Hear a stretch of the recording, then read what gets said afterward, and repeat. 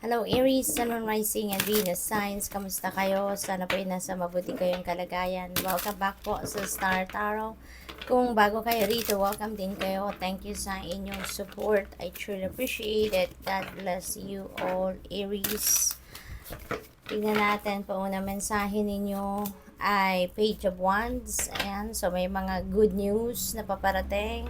Merong magagandang balita no na dadating sa inyo dito that could be related to opportunities na maaring link sa inyong talents, sa inyong mga gifts, yung mga ganon. Siguro mga ano ito, mga baka mayroong mga job offer, mga ganon, no, or offer para magnegosyo kayo na gagamitin, no, or magiging capital ninyo dito yung inyong mga talents and gifts. So, what else? For Aries, we have Queen of Wands. Ayan, may mga plano kayo sa ngayon that you are going to push through. At kung ano man ang mga yan, ano, maganda rito, talagang you're going to be very super focused on that, no? Kasi gagawan talaga ninyo ito ng paraan, extra effort, you know, you are going to put your time, effort, and energy into it, no? Laser focused kayo. Talagang walang sagabal dito. You're not going to allow anything or anyone to get in your way. We have strength. Yan. So, maaaring kailangan ninyo dito ng inner strength or baka kailangan din ninyo dito ng physical strength, no? Dahil siguro marami kayong gagawin, so kailangang lakas ng loob at lakas ng pangangatawan dito, no? Ang dapat na asikasuhin ninyo rito para ma-accomplish ninyo or ma-reach ninyo yung goals ninyo rito. We have Ace of Pentacles. This is a new beginning energy. At maganda rito, this is a new beginning in terms of your finances, no? Or source of income ninyo. Merong mga paparating na financial opportunities, merong mga paparating na financial blessings dito na magbibigay ng pagkakataon para sa inyo magkaroon kayo ng prosperity and abundance, no? At saka maaari din, ano, Aries, na merong windfall of money rito, merong paparating na pera, merong biglang dadating na pera na hindi ninyo sukat akalain, ano, na ito'y dadating, na ito'y magkakaroon kayo at this time. So, maaari din na meron travel ang iba sa inyo rito, Aries. Baka ang iba sa inyo aalis, no? Pupunta kung saan, no? For various reasons. Meron din mga decision making kayong kakaharapin sa ngayon. Maaring yan ay related doon sa mga opportunities na offer, no, sa inyo sa ngayon, or probably siguro mga financial decisions na kailangan ninyong gawin sa ngayon. So tingnan natin kung ano pa ang ganap for Aries, ano pa ang mga mensahe para sa inyo sa ngayon.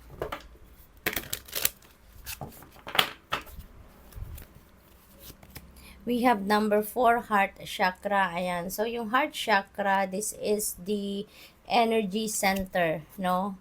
Energy center ninyo, wherein nandiyan dyan yung pag-ibig, pagmamahal, no? This is about love.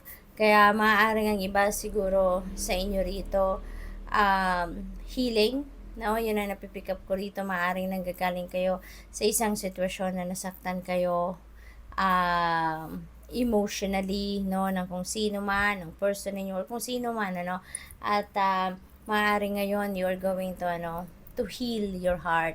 Maaring makaka-receive din kayo ngayon ng healing energy from the universe, from the divine, from Archangel Raphael, no? So what else? We have balance. Balance will be back in your life. Ayan, so that is good. Kasi magkakaroon na ng balanse, no? Ang buhay ninyo, magkakaroon na ng, magfo-focus na kayong muli, no? Sa mga areas ng buhay ninyo na na-neglect ninyo in the past, or nagkaroon ng imbalance, no? For some reason. What else? We have material harvest.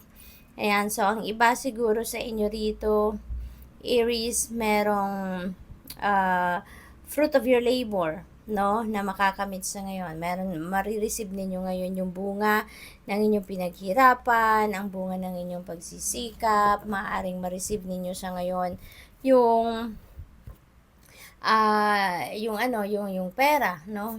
Mai-enjoy ninyo yung pera, yung financial reward na kung ano man ang inyong pinagtatrabahuan at pinagsisikapan. Meron din kayo siguro ditong ma-accomplish na, no, na trabaho or proyekto or kung ano man ang ginagawa ninyo, maaring matatapos nyo na yan sa ngayon. We have number 6, material, no, and spiritual prosperity. So, magkakaroon talaga kayo dito ng kayamanan, ano, additional wealth, no, material prosperity coming your way, Aries. Talagang ano yan, that's very imminent. Meron tayong Ace of Pentacles, that is a new beginning, no, in your finances. So, maaaring yung mga perang itong dadating sa inyo, that is going to, yan ang pagsisimula ninyo ng bagong sitwasyon ninyo pang kaperahan, ano? So, magkakaroon talaga dito ng pagbabago ang inyong financial landscape with those money, no? Yung mga financial gain na paparating rito.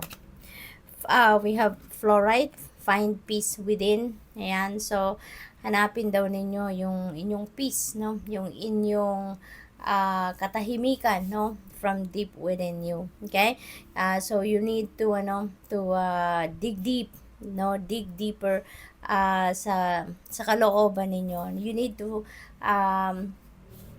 do some kind of reflection. You need to do some kind of solitude for you to be able to do that. Kasi kung nakafocus kayo sa inyong trabaho, sa inyong mga ginagawa, sa inyong mga obligasyon, responsibilidad, laging busy, no, yung isip ninyo, laging busy yung katawan ninyo. So, you won't be able to, to focus on yourself, to tap into your soul and into your heart. Kaya you would be able to find peace within, mararamdaman ninyo yan, makukuha ninyo yan kapag nagpahinga kayo, no? Nag-solitude kayo, nag-meditate kayo. We have Malachite, it's time to transform. Ayan, panahon na para magbago or panahon na para magkaroon kayo ng pagbabago, no? So, maaaring meron kayong mga plano din na baguhin ang ibang sitwasyon ninyo sa buhay. Maybe this is a time for you to expand, to explore new things, new situations, yung mga ganon. Or probably, no, transformation ito on a personal level. So, maaaring ganon din ang dapat ninyong gawin. So, kayo lang tayong nakakaalam, no, kung anong bagay or parte ng sarili ninyo ang kailangan magbago rito or kailangan ninyong i-transform. What else? We have Aragonite, release your emotional baggage. Ayan. So, it's also about time na maaaring isa ito sa kailangan ninyong baguhin sa sarili ninyo. I-release nyo na yung mga bagahe ninyo sa inyong dibdib so that you'd be able to move on with your heart, with your life, no? Kaya siguro kayo may heart chakra dito kasi sabi ko kanina parang kung hindi ako nagkakamali, parang nasabi ko kanina, yung bang you're healing, no? Merong healing na nararamdaman kayo or healing na dadating, no, sa inyo. It's because, you're also going to realize siguro na tama nga, it's about time na para i-release nyo na yung mga emotional baggages ninyo. I-let go nyo na yung mga bagahe sa dibdib ninyo, mga sama ng loob, resentments, emotional wounds, no, so that you can move on with your life. So, good luck. Thank you for watching. Love and light. Namaste.